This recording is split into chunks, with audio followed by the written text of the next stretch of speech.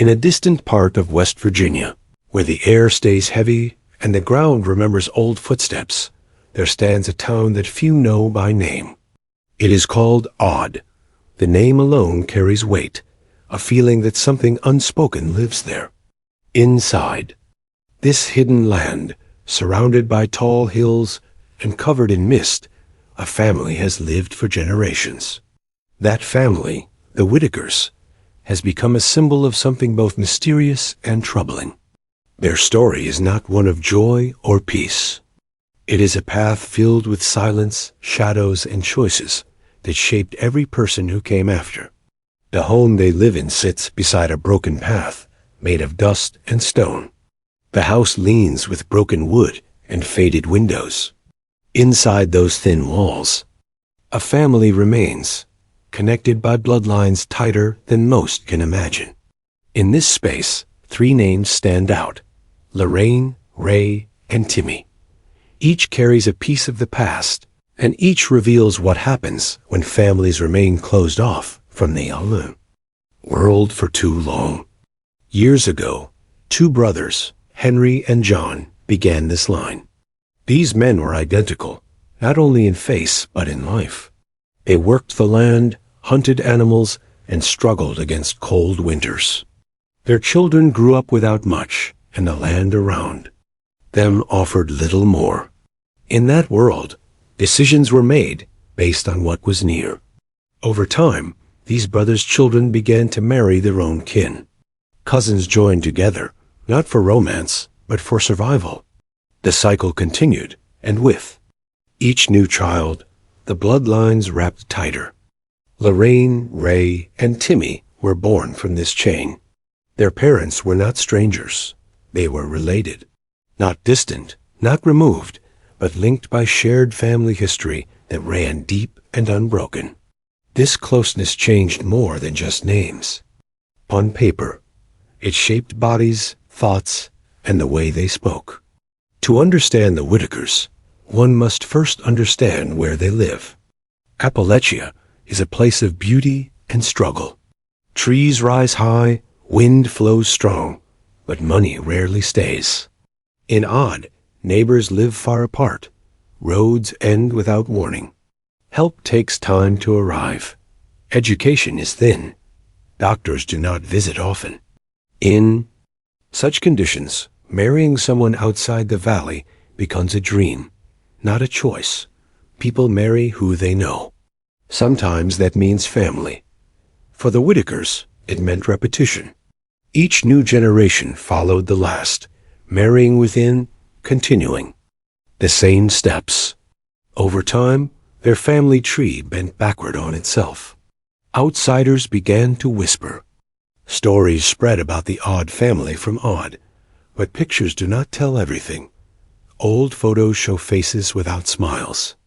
The eyes speak, but only if you listen closely. Fog still clings to the hills around them. Dogs bark in the distance. Violin plays low.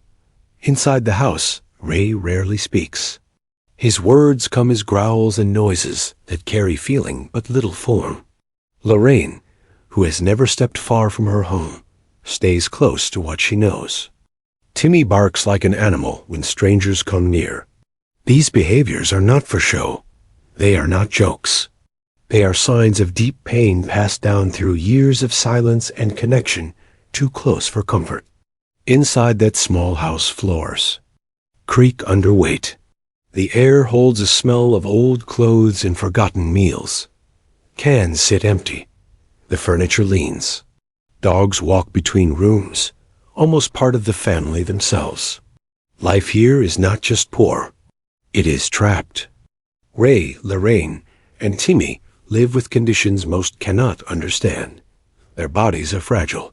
Their minds hold confusion that cannot be blamed on choice. It comes from something deeper, a legacy written into their very skin. People in Odd know them, but knowing does not mean helping.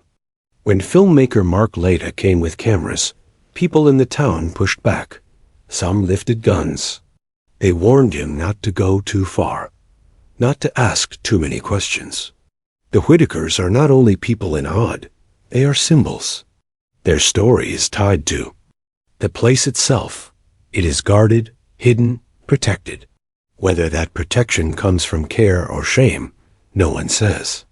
But it is strong. When the cameras finally entered the house, they showed something the world rarely sees. Not monsters, not jokes, people. People shaped by years of being forgotten. People shaped by land and time and closed doors. Their story brings sorrow, but also questions. Why does this happen? Science offers part of the answer. When two people from the same bloodline have a child, that child receives the same genetic pieces twice. Some of these pieces are harmless. Others are not.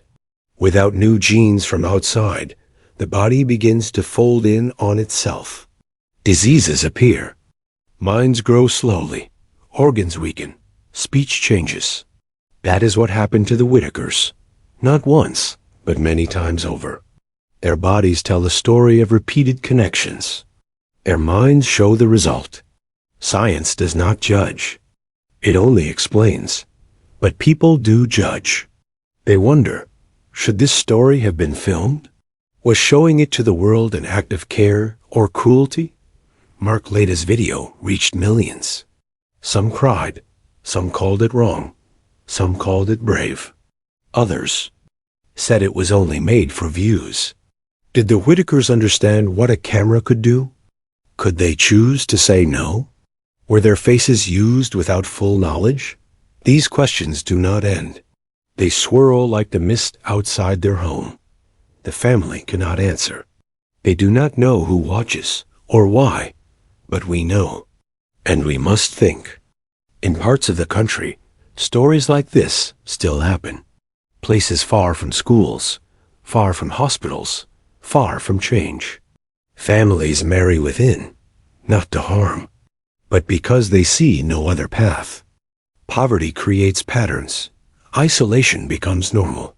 And then the cycle repeats. That is what happened in Odd. That is what still happens in places just like it. A fundraiser came. People gave money. Almost $60,000. A new roof appeared. A refrigerator was added. A heater warmed the cold air. These changes brought moments of peace. But peace does not fix everything. Ray, Lorraine, and Timmy still carry the weight of their blood. The house still leans. The road outside remains dust. The air still hangs heavy. Some hope rose, though.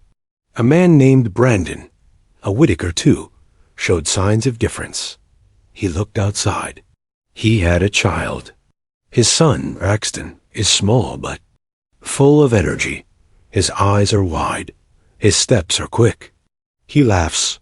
He plays. He dreams. In him, there is something new. Something that might grow without the chains of the past. Watching Braxton walk across the floor brings a feeling that has not lived in that house for years. Possibility.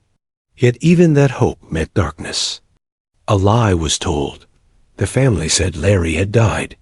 A funeral was requested. Money was sent. But Larry was not gone. The truth broke hearts. People felt betrayed. Trust fell. Was it done to hurt? Or was it confusion? Did the family know what they were saying? No one is sure. The air grew thick again. Forgiveness became hard. That one act stained what had been built. Charity became a question mark. The violin played once more. Quiet, slow, mournful. The Whittakers remain. The house still stands. The land still watches. Their story does not end. It only waits. Those watching must decide what to feel. Pity? Anger? Compassion? Perhaps all. The family did not choose their start. But the world watches their middle. Their future depends on more than a roof or a heater. It depends on voices being heard, choices being respected, and support being real. In the hills of Appalachia, stories like this breathe. They are not fiction. They are not past. They are present. The Whittakers show us what happens when places are forgotten, when doors are shut, and when the same blood turns inward too many. Times we must listen, we must learn. If this story has touched you, share it, not for views, but for understanding. For those still hidden, for those still waiting, for those still trapped in silence, the fog and odd may never lift fully. But maybe through truth, a path forward can be found.